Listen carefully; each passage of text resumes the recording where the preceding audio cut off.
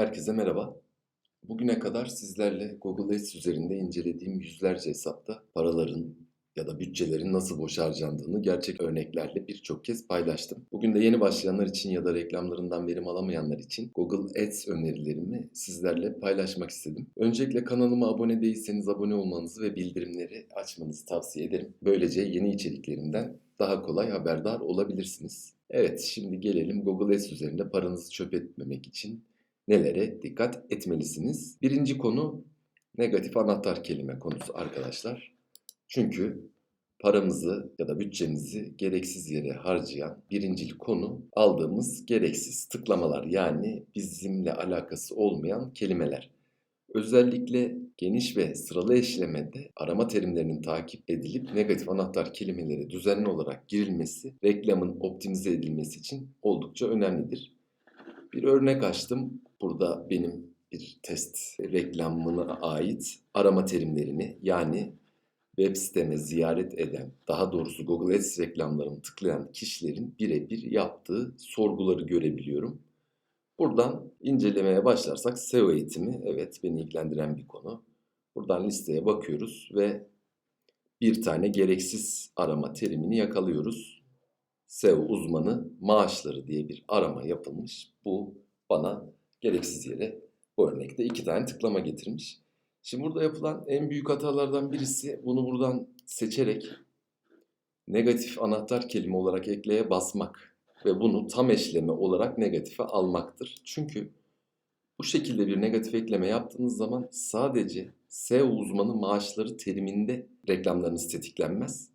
Yani birisi SEO danışmanı maaşları yazdığında reklamlarınız yine tetiklenir. Burada maaşları sizin için her türlü negatifse bunu tam eşleme olarak değil de geniş eşleme şeklinde negatif kelimeye eklemeniz daha doğrudur. Bunun aynısını ücretsiz kelimesi için de söyleyebiliriz bu örnekte. Mesela ücretsiz SEO eğitimi direkt tam eşleme olarak negatife eklemek yerine ücretsizi geniş eşleme ile negatif kelimeleri eklediğimiz zaman zaten ücretsiz ile ilgili yapılacak bütün arama terimlerinde reklamlarımız gözükmeyecektir. Bu yüzden burası önemli. Yani buradan direkt tam eşleme olarak negatif kelimeyi eklemek yerine sizin için direkt negatif bir kelimeyi ifade ediyorsa onu geniş eşlemeli negatif terimleri almanız o kelimeden ömür boyu kurtulmanızı sağlar. Bu genellikle gördüğüm sık yapılan bir hata. Ondan sonra tek tek uğraşılıyor tam eşlemeyle. Önüne geçemiyorum. Devamlı başka terimlerle geliyor. Evet, tam eşlemeyle ekleme yaparsanız büyük ihtimalle 20-30 versiyonunda gelecektir aynı kelimenin, benzer kelimenin arama terimleriyle. Bu yüzden sizin için her türlü negatif olan kelimeyi geniş eşlemeyle negatife almanızı öneririm.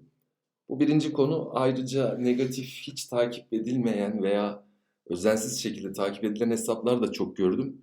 Burada çok ciddi bütçelerin çöpe atıldığını söyleyebilirim. O yüzden Google Ads arama ağının en önemli kurallarından birisi ya da bu reklamlardan en iyi verim almak için en önemli konulardan bir tanesi negatif anahtar kelime tanımlamasıdır. Bundan sonraki konu yine dikkat edilmeyen bir kalite puanı konusu var. Yani bizim arama ağı anahtar kelimeler olarak belirlediğimiz her bir kelimenin bir kalite puanı oluyor. Bununla ilgili yine detaylı bir içeriği kanalımda bulabilirsiniz. Kalite puanını beklenen tıklama oranı, reklamların gittiği açılış sayfasının hızı, kelimelerle, reklamlarla alakası, oluşturduğumuz reklamın anahtar kelimelerimizle örtüşmesi belirliyor. Yani beklenen tıklama oranı, açılış sayfası deneyimi ve reklam alaka düzeyi bizim kalite puanımızı oluşturuyor. Her bir kelimemiz için bu kalite puanı reklamlarımızın verimi, daha az harcama veya daha üst sıralarda çıkmamız için önemli bir etkendir. Bu da genellikle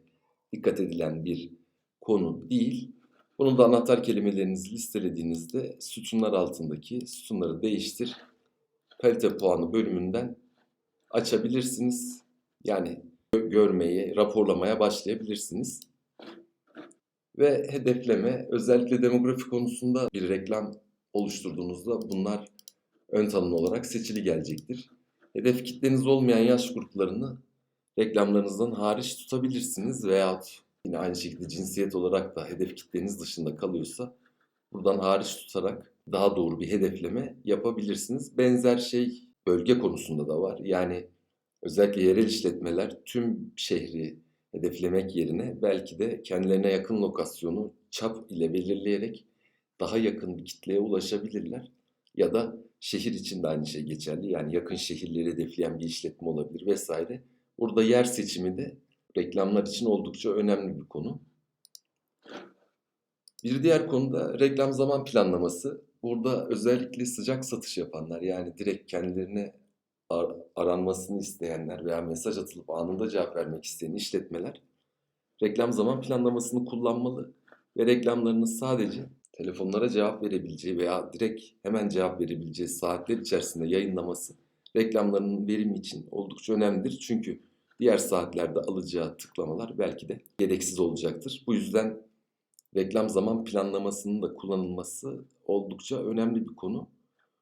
Şu da ayrı bir değer. Mesela benim için bu reklamda tüm Türkiye hedefim belki 24 saat tıklama almak benim için geçerli olabilir. Ancak ben de mesela 8 ile gece 24 arasını aktif tuttum ki hani bir mesaj gelirse veya bir çağrı alırsak daha kolay veya hızlı şekilde dönüş yapabilelim. Ancak şu da bir fikirdir, onu da göstereyim. Şimdi ben 7 günü sabah 8 ile akşam 12 arasında belirlemişim, açmışım. Evet, ben burada gece 12 ile sabah 8 arasında reklamlarıma dahil edip başka bir seçenek de uygulayabilirim. O da şöyle: her gün zaten sabah 8 ile gece 12 arası açık. Bir de her gün şu saatlerin geride kalan bölümünü buraya tanımlayabilirim. Yani gece 12 ile sabah 8 arasında reklamlarıma dahil edebilirim. Günü ikiye böldüm. Burada gece hiç reklamlarımın görünmemesi yerine şöyle bir strateji uygulayabilirim. Bu saatleri seçerim ve bunlara teklif ayarlamasını değiştir diyerek reklamlarım hiç görünmemesi yerine mesela %50 düşük bir teklifle reklamlarımı çalıştırabilirim. Burada önemli olan konu şu: burada tıklamaları arttırmaya yönelik strateji ya da manuel TBM kullanıyorsak burada yaptığım kurgu doğru. Yani bir tıklama başı maliyeti 5 lira gibi bir teklif verdiysem şu anda bu saatler içerisinde o teklifler 2,5 lirayla çalışacak demektir.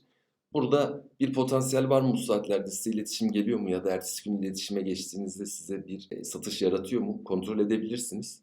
Beklediğiniz sonucu alamazsanız tekrar bu saat dilimlerini kaldırabilirsiniz. Ancak beklemediğiniz şekilde buralardan güzel dönüşümler de elde edebilirsiniz. Bunu da denemenizi öneririm. Ve son konu optimizasyon işlemi, yani reklamları dönüşümlere göre geliştirme işlemine genellikle hiç dikkat edilmiyor. Özellikle dönüşümlerin doğru kurulmasını hemen hemen her içeriğimde belirtiyorum.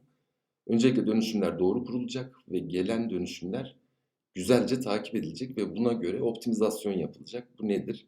Yani cihaza göre yapabilirsiniz. İşte tabletten dönüşler az olabilir veya masa üstünden az olabilir. Buna göre teklif ayarlamaları yapabilir, hariç tutmalar yapabilirsiniz. Aynı şeyi hedef kitleler için de yapabilirsiniz ya da çok tıklama alıp hiç dönüş getirmeyen anahtar kelimelerinizi reklamlarınızdan kaldırabilirsiniz.